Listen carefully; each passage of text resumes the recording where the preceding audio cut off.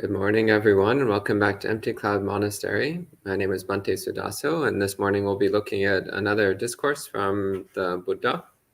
So I'll start by paying homage to the Buddha, and then I'll go through the sutta, and then I'll take any questions at the end. So you can start with homage to the Buddha.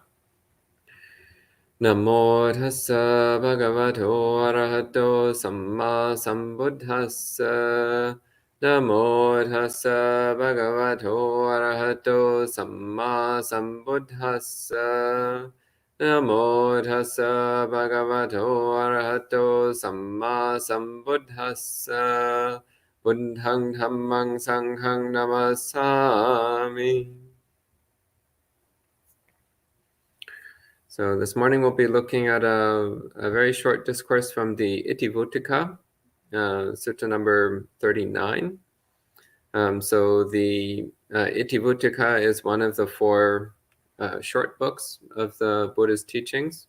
So we have the four long collections, the Digha Nikaya, Majjhima Nikaya, Samyutta Nikaya, and Anguttara Nikaya, so the four long collections. And then we have four short collections of poetry from the Buddha. So the Dhammapada, the Udana, the Suttanipata, and the Itivuttaka. So these are all very short collections of very short discourses, which are predominantly poetry. So the Itivuttaka here, Itivuttaka number 39, the discourse says, begins, this was said by the Buddha, the Arhat, this is what I heard. Monks, the Tathagata, the Arhat, the fully awakened Buddha, has two approaches to teaching Dhamma. What two? And the first one, he says, see, it's translated here as see evil as evil, but the Pali word is papa, which sometimes it's more useful to translate as harmful rather than as evil. But the idea is the same. So anything which causes harm to any sentient being, so deliberately causing harm is evil from the perspective of Buddhism. So anything that causes harm is evil. So see that which is harmful as harmful is what the Buddha is saying here. So recognize what's unwholesome, what's harmful, what's counterproductive to awakening. See it for what it is. So this is actually a deeper statement than it looks at first glance. So the Buddha here is saying to look closely at everything that we're doing, everything that we're thinking, everything that we're saying, and really check to see what are the actual effects. Is this harmful or is it beneficial? Is there anything that we're thinking, saying, or doing that's causing harm to any sentient being, including ourselves?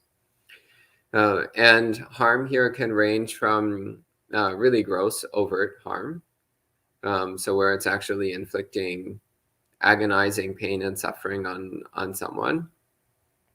But it can also be things which might seem more minor, like someone who likes to watch TV for hours and hours every day. It's like, well, you might say, oh, it's not evil.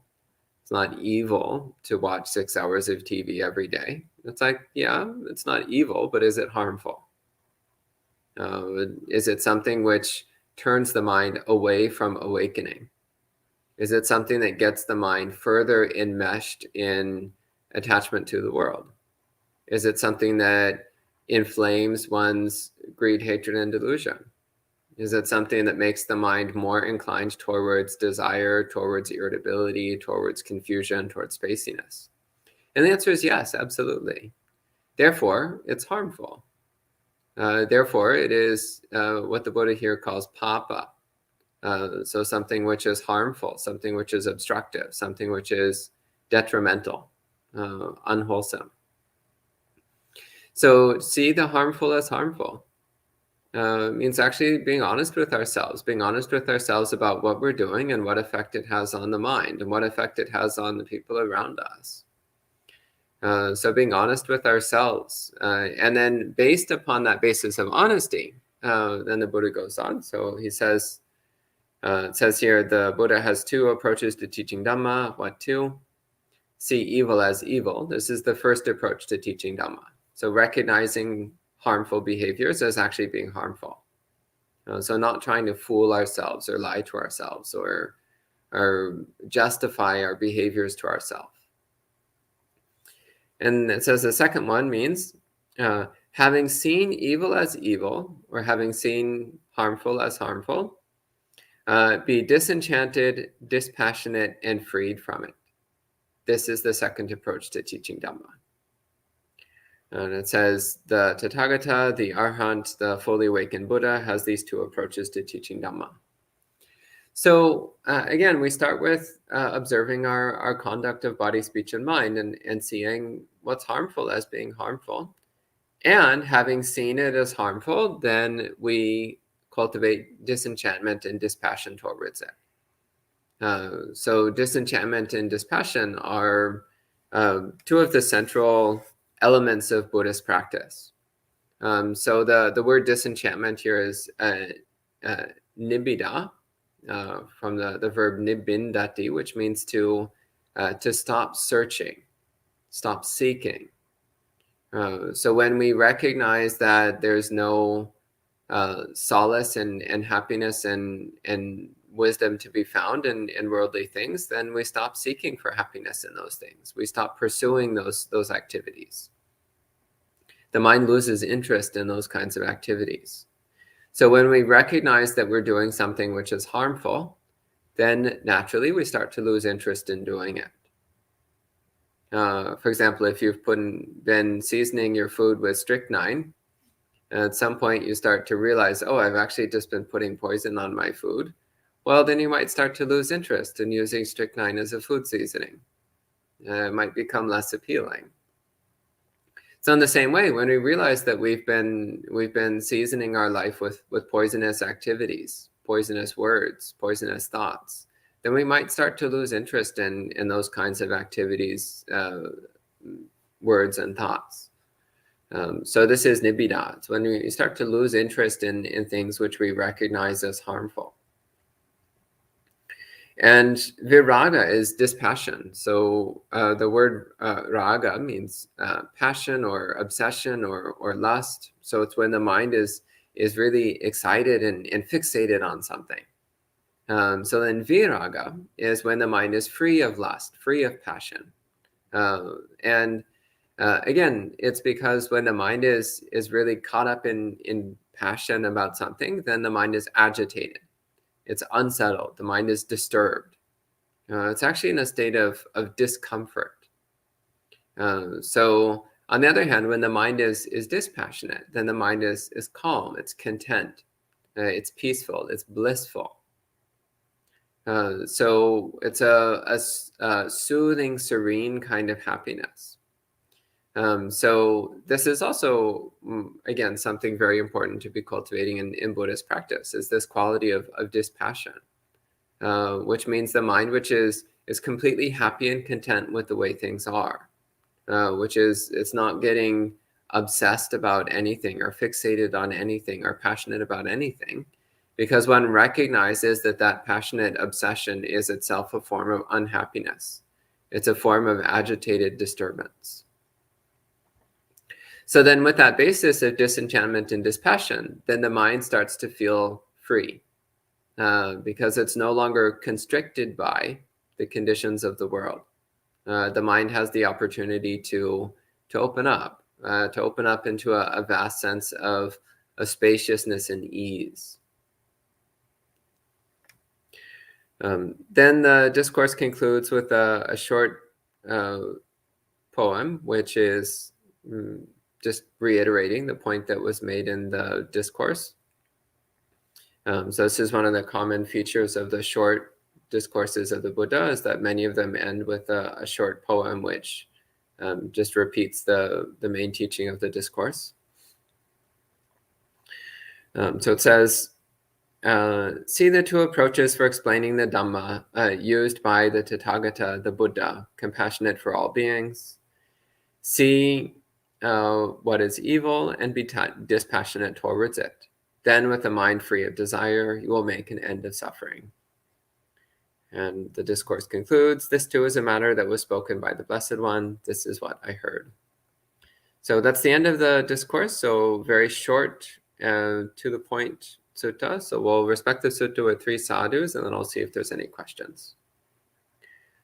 Sadhu, sadhu, sadhu.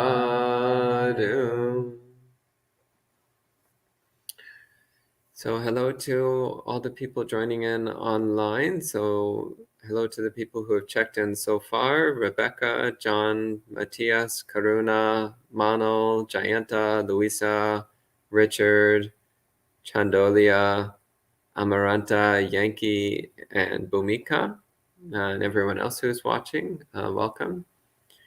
And I don't see any questions online. Are there any questions here about this discourse? Yeah. So I was wondering about your translation of papa as harmful, and then the difference between akusala, because I think unwholesome behaviors are always harmful. So I was wondering how you would differentiate between those two. Yeah, actually, I would say that the word papaka and akusala are virtually synonymous. Okay. So I actually don't see in the suttas them being used as distinctly separate things. In fact, they're very commonly equated with each other.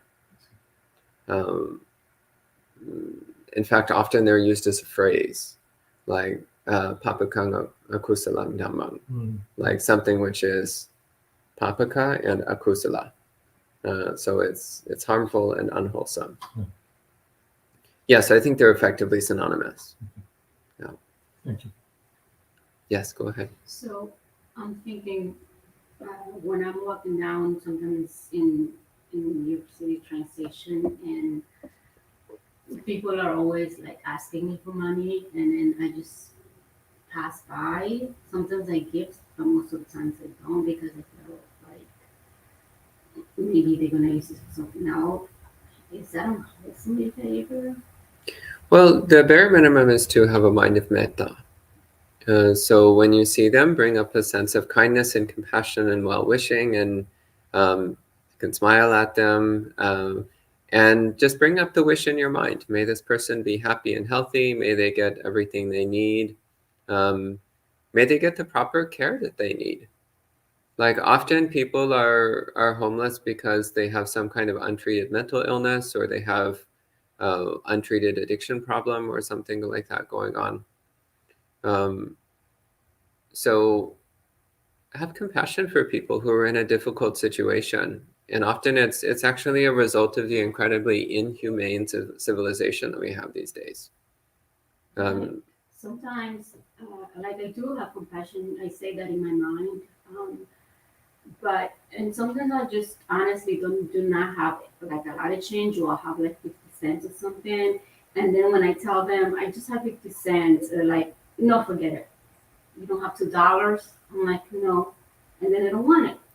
Well, I mean, so it's important not to be too judgmental of other people, because again, they're going through a difficult time.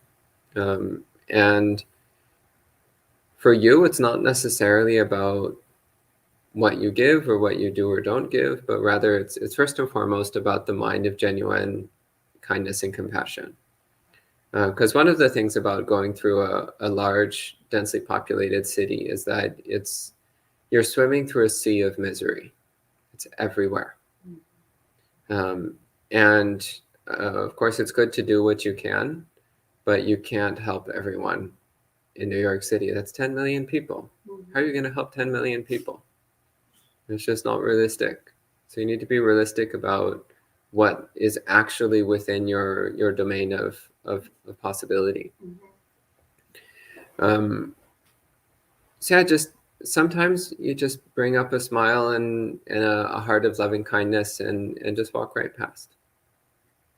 But what if like you you kind of know that they're going to use the money to buy drugs. You don't know anything. You have no It's idea. You have no idea. Plus, it's none of your business what they're going to do. Your business is to, one, have 'cause metta. I will be harming him by giving him No, money. you're not. No, you're helping. You're always helping. So what they do with money is their own choice. If you are really concerned, then donate to charities that help the homeless. If you don't want to directly give to beggars, then give to organizations that help them. But yeah, your number one priority is having a heart of loving kindness and compassion.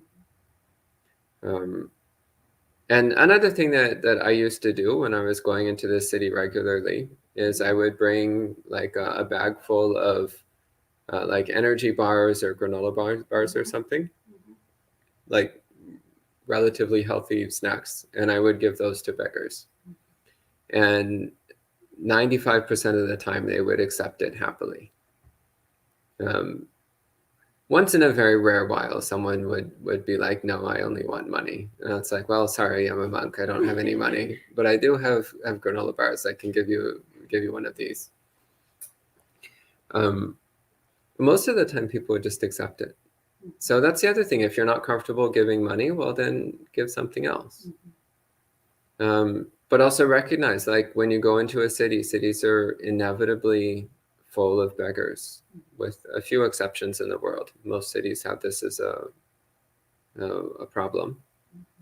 And the problem isn't with the beggars, it's with the inhumane way that we live as a society these days. But yeah, you can't help all of them. So don't expect too much of yourself. But if nothing else, just have kindness and compassion in your heart. That's the really critical piece. And I see there's a few questions online now. So Rebecca says, when I see the harmful tendencies of my mind, I can get fearful rather than dispassionate. What is your perspective? Well, fearful of what? So fearful of your own harmful tendencies, fearful of what you might do, fearful of what? So it's good to recognize the harmful tendencies as dangerous, because they are. So the harmful tendencies of our own mind, these are dangerous because they're the impulses that drive us to do harmful things, unwholesome things. They're the impulses that push us in the opposite direction of awakening. So yeah, absolutely, we do want to recognize them as dangerous. But there's no need to be afraid. Because actually the fact that you're recognizing harmful tendencies as harmful means that your wisdom faculty is already operating. That's actually really good. A lot of people don't have sufficient wisdom to recognize harmful as harmful. In fact, they often have an inverted perspective, where they think that their unwholesome tendencies are justifiable or even good. So first off, appreciate that you have the wisdom to recognize harmful as harmful. And then you recognize that to engage in those tendencies, to follow those impulses, is just going to damage yourself. So you don't want to. So it doesn't need to be fear. It's just like if you look at the dining table, and on the dining table there's sandwiches and stones, then you know that you don't eat the stones. Like, you don't need to be afraid of the stones. You just know that you don't want to put those in your mouth. So it's exactly the same. You look in your mind and you see like, oh, there's impulses of compassion and impulses of hatred. Well, I don't want to take on the impulses of hatred because that's harmful. I do want to take on the impulses of compassion because that's beneficial.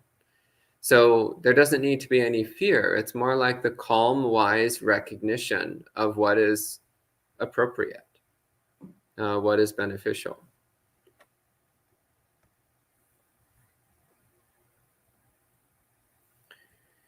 And Johannes says, how to discern a wholesome practice of metta versus an unwholesome practice of metta. It seems it can be influenced by craving or wishful thinking. When in doubt, just do metta. So metta itself is completely wholesome. If you have other things mixed in with it, then those other things might be unwholesome. So craving, that's something unwholesome. But metta itself is just boundless, limitless benevolence, boundless, limitless goodwill. So unconditional love for all sentient beings. Like there's nothing unwholesome about that at all. So if you notice that you're mixing in other unwholesome components with metta, well, then work on purifying your metta so that you don't have those other unwholesome components mixed in. But metta itself is not the problem. It's just whatever you're mixing in. That's the problem. So just remove the mixture, remove the added components. And Sud says, how does meditation increase wholesome qualities during the day when you are not engaging in meditation? So during meditation practice, we're building up habits in the mind. And then those habits will tend to resurface throughout the day.